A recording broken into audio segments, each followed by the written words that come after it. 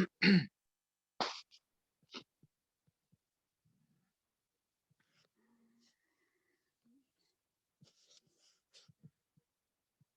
sharing for just a minute here.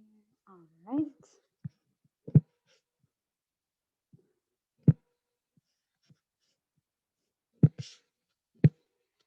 All right.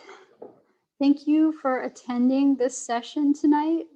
This is to talk about our Reforesters program here at the Pennypack Ecological Restoration Trust. This program tonight is really geared for people who are not current volunteers or who are curious about joining. But I see we have some people who actually are volunteers currently, and that's great. I'm sure you can provide some insight at the end of this program. Or it's also interesting to review this again and brush up on your training, especially since we're starting up the program again at the end of this month. So you'll notice that the subtitle of this program is Becoming Stewards of Our Local Forest. And I think that's a really important part of this program. That with so many environmental issues, just regionally in around the world, things like climate change, it's very easy to feel powerless and our activities don't matter. And this is a perfect opportunity for you to become involved in local environmental protection right here in our forests in Huntington Valley. So this is really great way to exercise those beliefs and interests in contributing to ecological health right here in our community. I'm Maria Paula Mugnani. I am the Research and Restoration Coordinator at Pennypack Trust. I began here in this position in September, so I'm still very new to the community. It's been great so far, and I really look forward to get to know all of you over the next couple months. So we'll get started here. Really quick about the Pennypack Trust. I'm sure many of you are familiar with our organization. We are a nonprofit and we are member supported. So every dollar goes into our restoration efforts, our education, and our research. And we really appreciate every dollar that our members contribute. We couldn't run as an organization without you. We're really proud of our volunteer-run citizen science and restoration programs.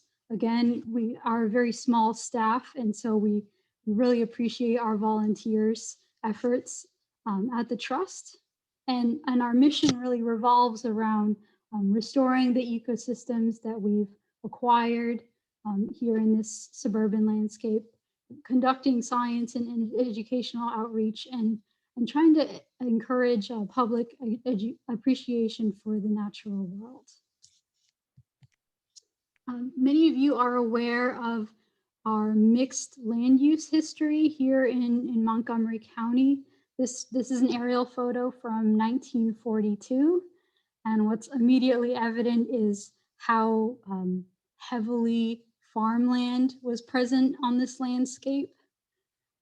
Things like grazing for livestock and crop farming. Just for reference, this is this strip down here. This is Huntington Pike.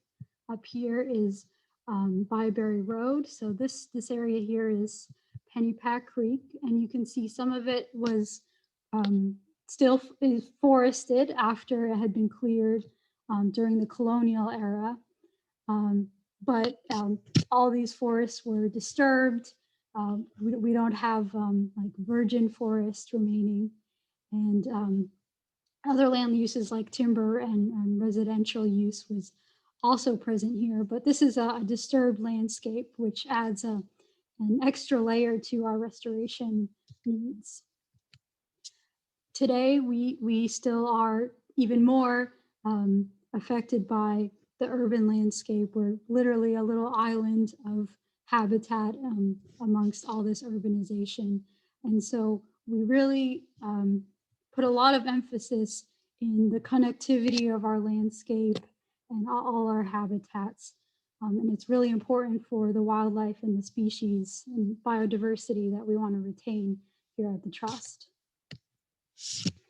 So I think we tend to undermine how important forests are. They provide contiguous shelter and structure, and that's really important here in suburbia, where we have a lot of noise from our cars and our activities, and these trees really act as a sound barrier, and they provide that shelter for our wildlife to feel safe. Other habitat needs are, acorns, berries, a wealth of food sources that forests provide.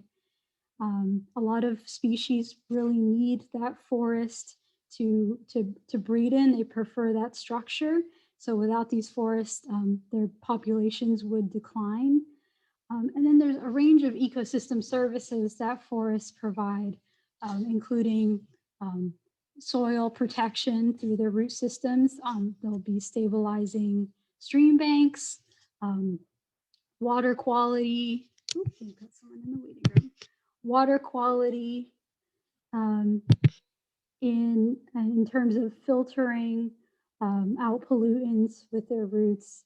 And of course, they are producing oxygen and sequestering carbon dioxide, and more so as they age.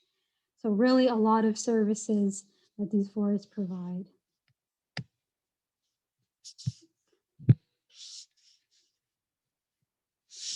Unfortunately, we have, in addition to an agricultural legacy, we have some challenges in our forests that have come about in recent decades. Invasive species, which were originally in ornamentals brought over from Southeast Asia, things like Porcelain Berry, Multiflora rose. These species were successful and escaped from lawns and gardens, and are either vines that strangle our trees, or they also smother them and really kill off the native vegetation that just can't survive all that stress. The deer browsing is also a huge issue, especially with our saplings as they're growing to become trees. They are heavily browsed because our deer population is artificially bolstered by other suburban food sources beyond the forest. So just the overpopulation of deer, they just nibble down everything from saplings to our understory forbs. And so that really affects the succession that we can have in our forests. And then we also have a history of insect pests. We used to have gypsy moths. In recent times, we had the emerald ash borer, which has decimated our ash tree populations. And now we have the spotted lanternfly, which is a sapsucker, and it does go after very important trees like oaks and maples. Unfortunately, these invasives are also colonizing our riparian habitat, and by strangling these trees, they're taking away stream bank stabilization. There's no longer those deep roots holding our stream banks together, and any sort of understory plants like forbs and herbaceous plants are also being smothered, and so we're losing diversity, and we're losing our water quality as well. We also have invasive species like Multiflora rose and Wineberry that form these dense thickets that also inhibit any sort of understory forbs from establishing below the trees. So how could our forests improve? Another way to ask this is, what does a healthy forest look like? And we could break this down into three main points. One, diversification. We want a diverse mix of native tree species.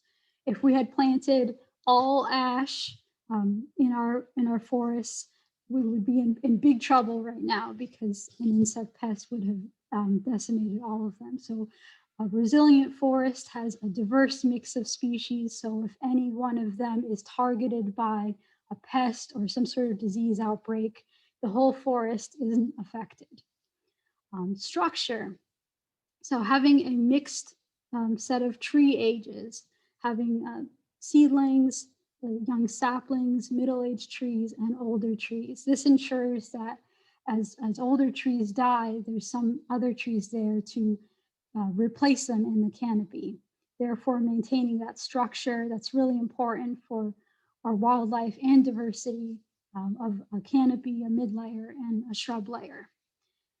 The third thing is sustainability. We want that natural regeneration of trees to occur independently of any sort of help from us. So that's ensuring that there's if an acorn falls to the ground, a seedling will be produced and it will survive to succeed any of its older counterparts. So we want that to occur without us. Unfortunately, this is not the case here at Pennypack Trust. Just too many invasives killing trees before they're really mature, and insect pests coming in, and the deer, they tend to browse on the younger saplings. They love those juicy leaves. So the trust since 1990 has taken on this huge effort of restoring our forests on our own. So far on trust land, we've planted more than 12,000 trees. And the way we've done this is essentially establishing young forest plots throughout the trust. In terms of invasive management, we have used some spot herbicide use in thicker areas, but we found that consistent mechanical removal, by hand or pruners, has been highly effective to control these and give these trees a chance to grow to reach the canopy. When we plant trees in these plots, we start off with cages, and these successfully will protect them most of the time from the deer browse that would occur. And as they grow larger and their trunks thicken, we switch over to these tubes, which protect them from deer rubbing their antlers on the trunks, which can be really devastating for the trees. You'll see this walking around the trust, and we often have these sort of sheets around them as well as they continue to mature to keep protecting them. And this is done largely by the stewardship team. I've kind of walked in on this effort, but they've done a tremendous job over the past couple decades taking care of these trees and establishing these plots. So the goal here, or one of the main goals, is to set up this young forest where it can start to develop a canopy and shade out some of the invasive species. One of our biggest invasive offenders, the porcelain berry, really doesn't do well in shade. So you can see here in this picture, you don't see those thick clumping vines that porcelain berry forms. There can be some other invasives here and there, but that big porcelain berry having a big impact on these trees, you won't find that once the canopy has developed, which is really great. So hopefully we can get these young forests going to have that canopy to at least knock out porcelain berry and other species. So here are our forest plots, or at least where most of them are aggregated. There's a few north and south of this area, but this is where most of them are. You'll notice that there's a lot of them and they vary in size. We have a small 8-person staff at the trust, so we can't take care of all these trees on our own. So that's where the Reforesters Program comes in here. We ask volunteers to adopt a forest plot, and a lot of times we're subdividing these original plots into smaller areas that are a bit more manageable. Really depends on the volunteers' time availability and interest. And our main goal is to maximize the survival of those saplings. So taking care of those caged planted saplings, looking for any natural regeneration that's happening. And seasonally, we also try to fill in gaps that occur from mortality with planted trees. And ultimately, this is also an experience to become a citizen science. As you're taking care of these trees, we ask to assess the mortality rate, to record how many trees are surviving every month. And this is basically taking part of a reforestation effort of a really large scale. So it's a really interesting project. The gear we provide, the most important gear you'll have are clippers or pruners, and the hammers also help to stabilize the stakes that hold up the cages. We do offer flagging tape to mark some of the naturally regenerating saplings that occur. But some of these other bits of gear, like the flagging, that's really customized more towards the individual reforester and their plot needs. We do recommend that you bring water and a snack and outdoor gear and a camera for any wildlife or cool things you may encounter. So generally how the program works, we ask that you visit your plot monthly, and this is entirely on your own schedule. So whenever you feel like going, whether it's on your lunch break or on the weekend, you can visit your plot, and we usually ask for about 2 hours a month of commitment to your plot just to keep up with all the saplings, but it's entirely up to you when you come out, and ultimately you care for the saplings. So that looks, here's on the left, you can see this is the height of summer, so a lot of vines and stilt grass piled up on this cage, and this is what it looks like clean. So this is the most important part of this program, is removing all those smothering vines away from the trees and giving them another month of life, essentially. Removal really depends on the species. Some of them, like Multiflora rose, we can't really pull up, so we ask you to cut at the bottom of the canes, just cut them at the base with pruners and leave them where they are. You can do the same with Porcelain Berry and honeysuckle, Oriental bittersweet as well. These are vines. If you do find things like mile a minute or even Wineberry, which is really easy to pull, we ask that you pull that up and you pile it up to dry. But again, this is kind of a loose guidance, and during training, I generally talk to an individual about what their specific plot needs are and how to best address that. But we always want to make sure we're providing you with the tools to do this effectively. So you would get training on this aspect. Another interesting aspect of this that I mentioned with the citizen science portion of this project is at the end of the month, once you've completed a visit, or whether it's one visit or multiple visits, depending on your schedule, we ask that you record the sapling survival and you publish a final report. So what that looks like is, this is an app on your phone that we help you download, and every month you can fill it out as you go or at the end. We have a map here, which is really helpful for you to navigate around your plot and learn where the boundaries are and know exactly where you are.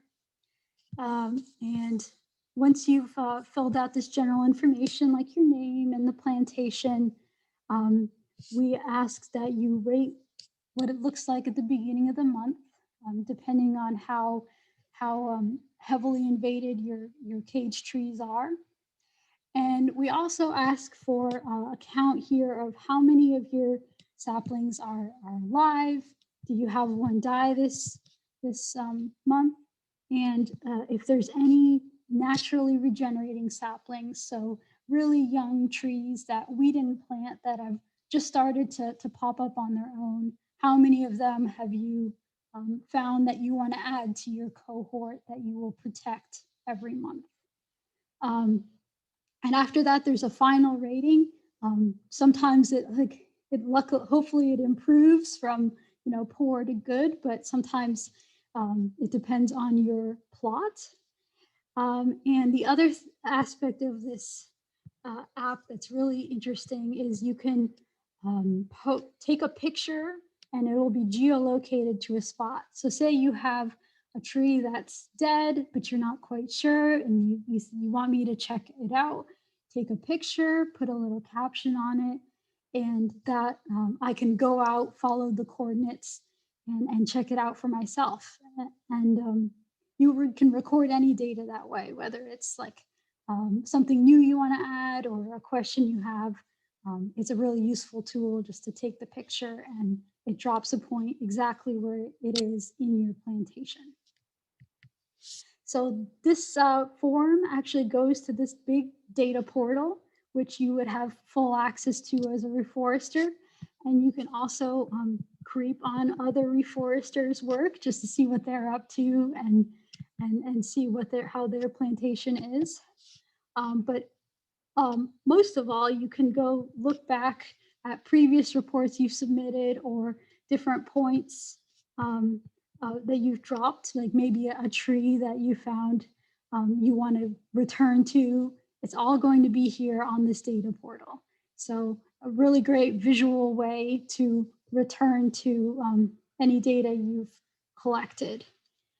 This is a very unique system we've got set up here, a spatial aspect to this program that allows for long-term returns to points and just a record that keeps adding up in your plots. So a really great way to add to the data and knowledge in our plantations. The last aspect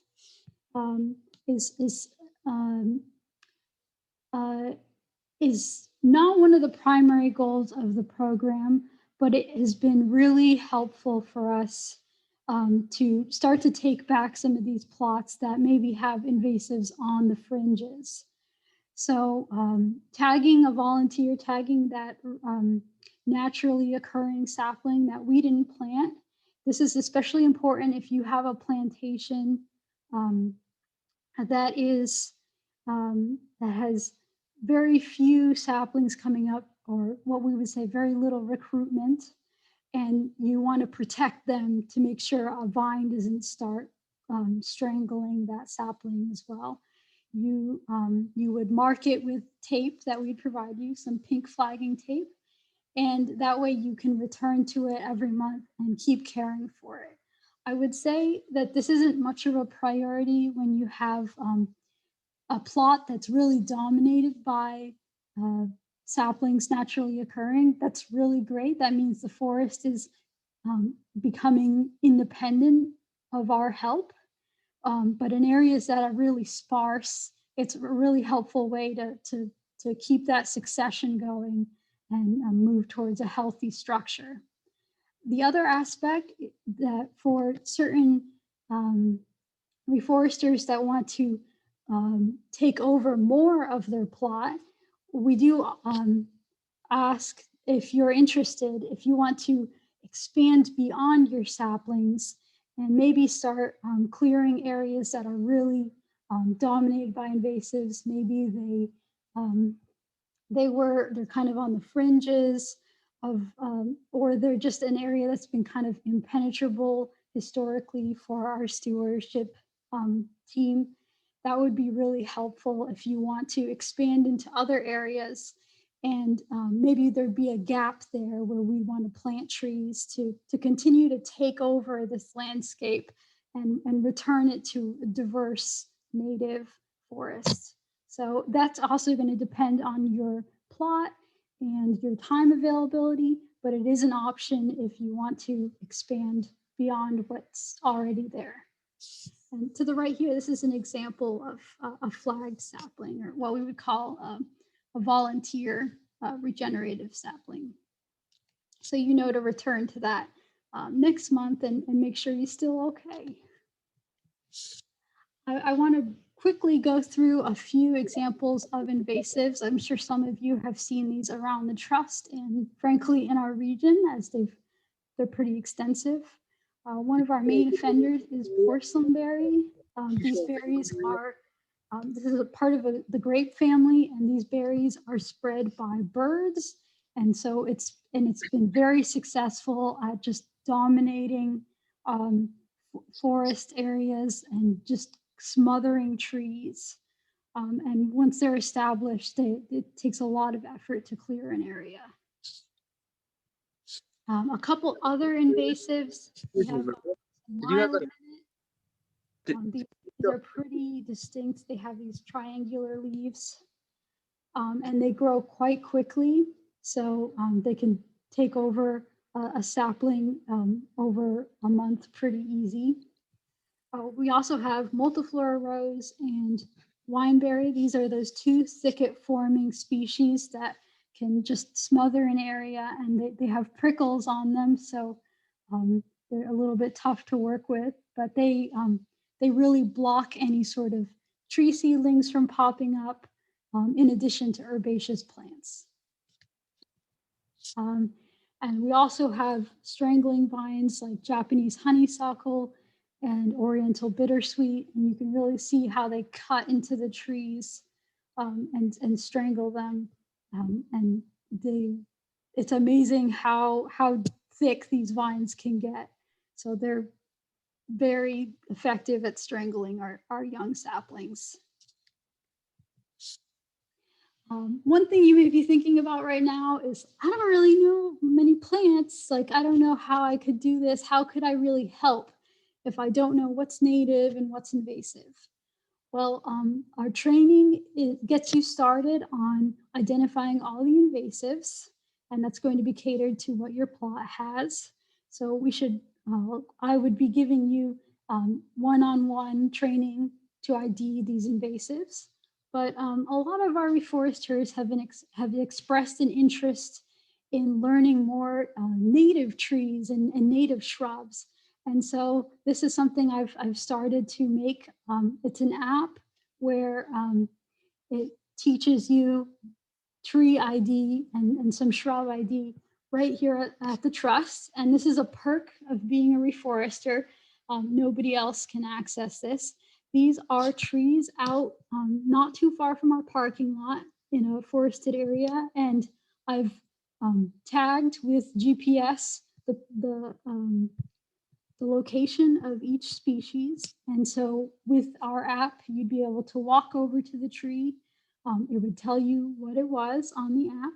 And it would also give you some helpful features on what to look for, what's diagnostic, to learn how to identify them. And the idea is this would add to your learning as you're helping us. And plant ID is a wonderful skill to have. And once you start noticing the features that you just never noticed before on a tree, like what the buds look like or the bark, you just can't unsee it. And it's great just walking around the trust and then knowing what you're freeing when you're in your plot. So I'm really excited to launch this really soon in the spring. The training process is really simple. Once you submit a reforester survey on our website, this survey asks about your availability and your outdoor preferences, and just to get an idea of what's a good forest plot match for you. So once I get that survey, I'll look at our available plots and I will find one that's a good match for you. And then I will reach out to you to give you a welcome packet and schedule some one-on-one training in the plot where we'll discuss invasive ID, and we'll walk around and look at the species there in the plot and talk about next steps.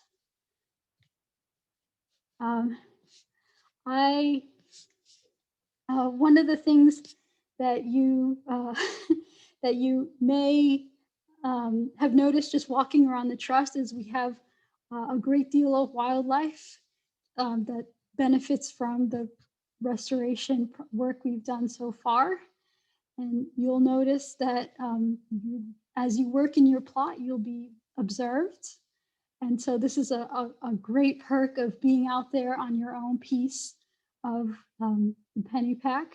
You get to know the species there. You get to know certain animals come by and see you. And so I would encourage you to explore using iNaturalist or eBird, which are two crowdsourcing web interfaces where you can upload observations of an animal or a really cool plant you saw. And it's a community of scientists and taxonomists just surveying the population data and occurrences of species spatially in our region and in the world. So it's great community to be part of, and you get to post cool things you see in your plot. So really encourage you as a fun part of this program to explore that. In closing, this program, if you decide to join, you would be adopting a little piece of our forest mosaic. But it's this is a project that's going to be long-term, and it's much greater than us. You may have your little slice, but you'll have neighbors that you'll be interacting with, and you're really contributing to expanding the connectivity and patchwork of this forest. So we'd be really excited to have you, and I would like to open it up for any questions.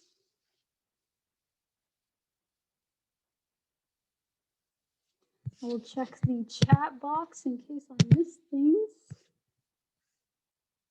Oh, that was Gary.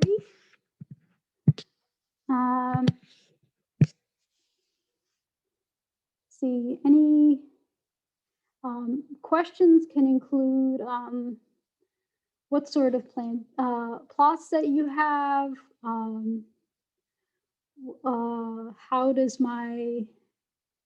do I balance my work life and work as a reforester. I will say that we have demographics of all types. We have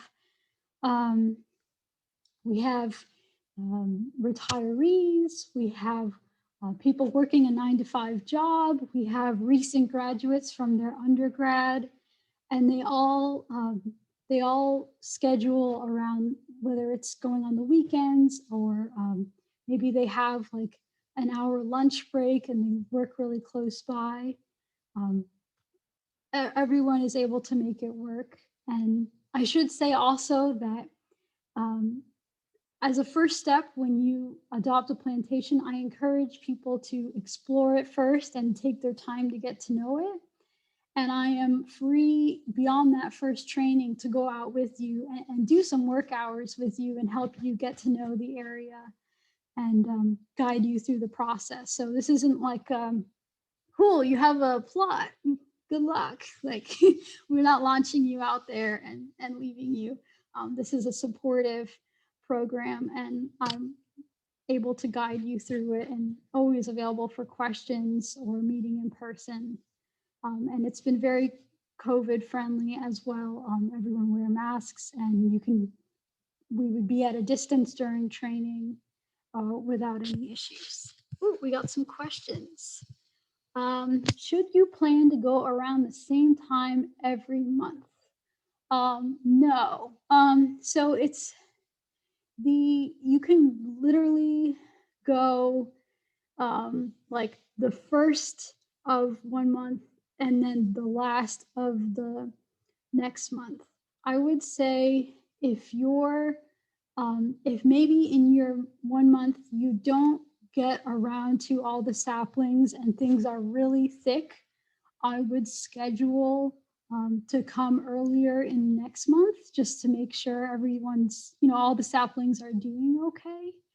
But if you feel like you're on top of all the sapling care and it's not like a battle out there, I would suggest you go any time of the month. Wondering about the use of the word plantation. Yes. Thanks for bringing that up. So plantation is a term we used just thinking like, oh, we planted these trees. It's a common term for when you have planted trees in an area. But I definitely see how it can be associated with um, a dark part of our history. That is true. So I I'm personally moving away from that term, and I use plot now. But and I think it's a good point to be mindful of that. It's definitely when we use it at the trust, it's definitely meant to just be horticultural. But it's good to be aware of that that other meaning to it. Uh, let's see. Deborah says hi. Deborah is the lovely lady who is in the front of the picture that comes with your invitation. She's got Wood's Edge, and she's been very persistent in there and done amazing work. She says she's a reforester, and we have occasional meetings. That's true, where general concerns are discussed. We have in a couple weeks our Reforester Social, where all our reforesters get together and we talk about problems we might be having. I bring some updates. We haven't had too many of them since I started, but I'm really excited about our next one. So yeah, I'm hoping in the future, after the pandemic limitations have diminished, we can actually have in-person meetings and be more social and more of a community. Will we get instructions on dead wood to leave or remove? The dead wood we just leave. If a tree has died, we generally just leave it. If it's like a large tree and it seems like it might be a hazard, I would let our stewardship team know. But generally, we just leave them. If a tree's died, we'll just take like the cages and reuse that material to plant the new tree. Detailed native grass and flower versus invasives to remove. The one grass that we really handle is Japanese stilt grass, and that carpets like a lot of the trust. I would say in training, we would look at your plantation and feel free to ask questions there about what's native and what's not. And as things pop up, feel free to ask me questions about that. But it really, yeah, depends on what the plot is. Like, is it better to go in mornings or evenings? Well, we're open until dusk, so I would, yeah, we wouldn't want anyone to come in the evenings. If you're looking to see wildlife, I would recommend going in the morning. But there's no better time, I would say, as the temperature is warm. Going in the morning is also advisable, just to stay away from the warm temperatures, kind of midday and until like 3 or 4. Let's see, I'm in IT, and the word slave is a well-known hardware term. Let's use common sense. Yeah, it's definitely a touchy issue, but yeah, it's a good point to bring up that some of these words may be charged. Thanks, Dan, for coming.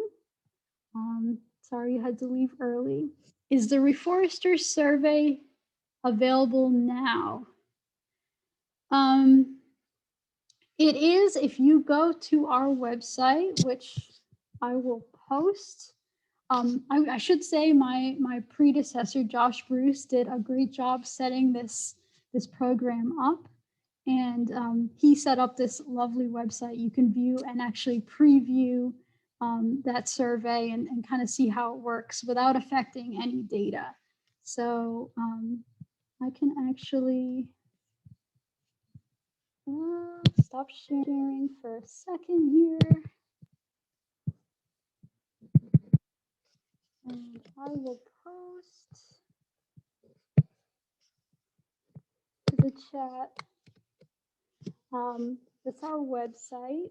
And on there you can, if you click the Join Reforesters button, you can actually see the survey and explore a bit more graphics about the program there. What else do we have?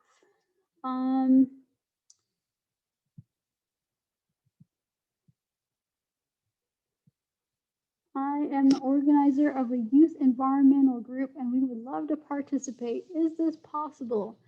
Yes, we have. So we started this program in the spring of 2020. So we're just coming up on a year anniversary. And it's been it's been really interesting to see different groups coming forward, different dynamics and demographics of people interested in this program. We've recently just had two types of groups sign up to be reforesters. And it's great because we don't have any sort of experience in coordinating with a group. So I'm excited to see where this goes. But yeah, absolutely. I would recommend you think about whether you want to either volunteer as a group at the same time or like switch off, that you make sure that communication is clear, like if you're switching off, and just think about like where you want to go with that sort of group arrangement. But I'd be happy to talk further about that and answer any questions related to those group logistics.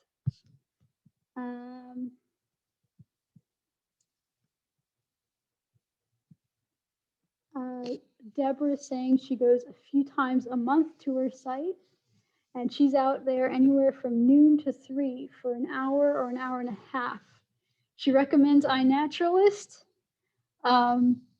She says my initial training is extensive and specific to the plot. That's a really important landmark of this program too. I want to train you in the plot that you'll be working in, because then you get that personalized experience and we can talk about specific invasives or situations in where you'll be working. So I really like that versus just like a group training in one area. She says she's learned a lot and she continues to learn. And she brings up a good point. Bringing her own tools, that is absolutely an option. If you've preferred clippers, or you already own things like gloves. She says to remember to dress head to toe and keep an eye out for ticks. And I'm happy to share tricks like that in terms of working outdoors. Thank you, Deb. It was great to train you. It was, all the questions I get during training are always great because sometimes it's things I've never thought about. But we do, of course, bring your own tools if you like, but we also have ones that you can borrow with a nice tool belt and everything. And we have you check them out on a calendar just to make sure there's no like overlap in times. Winifred Lutz is a reforester as well, and she says she's got a lot of Japanese stilt grass. And yeah, pulling it all up is easy, but what to do with it, she asks. It's the stilt grass is kind of a tough call. Um, it's like it's in the seed bank, so it's in the soil, all the seeds, and they persist a while, and so they're just going to keep coming up. If you pull it up, just make sure the roots are drying up, like in the air, and I would concentrate those efforts like around trees where that they might smother, like especially ones on the shorter side. And she says Deb is right about having your own equipment because it allows you to have greater flexibility. Um, she's at Wilson's plantation, and yeah, she tends to work 4 to 6 hours. So that brings up another point. When I ask about time availability from a potential reforester, I'm thinking of like assigning them a plot that maybe is more catered to their time availability. So if you only have 2 hours a month, that's great. We really appreciate your time. And I will assign you, like a reasonable plot that's not just like crawling with invasives and, more of an effort for like a monthly visit. Gary says he has his own equipment. That's great. We're moving towards having 4 tool belts, so 4 sets of tools. So we'll have more, like it'd be easier to go in and grab tools rather than having to take turns. Yeah, if anyone has issues with getting tools, let me know, and we'll get more, because yeah, we definitely want to facilitate your work and give you anything you need to do this, including gloves, clippers, flagging tape, all of that. Yeah, let's see. Any other questions before we wrap up? Oh, and Deborah was saying that when she goes out, like this month, she'll be looking at saplings, cage saplings, and deer rub, which is a big issue in some spots. And she'll be digging out Wineberry. She encourages you all to join us. It's rewarding. And I would echo that. And any other questions that you don't get answered here, feel free to email me. My contact information is right there. And you can look me up on the Pennypack website as well. But if there's no other questions, thank you all, Reforesters, for your comments. It's really made me remember a few things I wanted to bring up. And for those of you who are still deciding whether you want to join, yeah, think it over and reach out to me with any questions or comments. Oh, all right, Gary. Gary's in. All right. Thank you very much, everyone. We'll wrap up for tonight, and hope to hear from you guys if you have any questions. All right. Have a great night, everyone. Thanks for coming.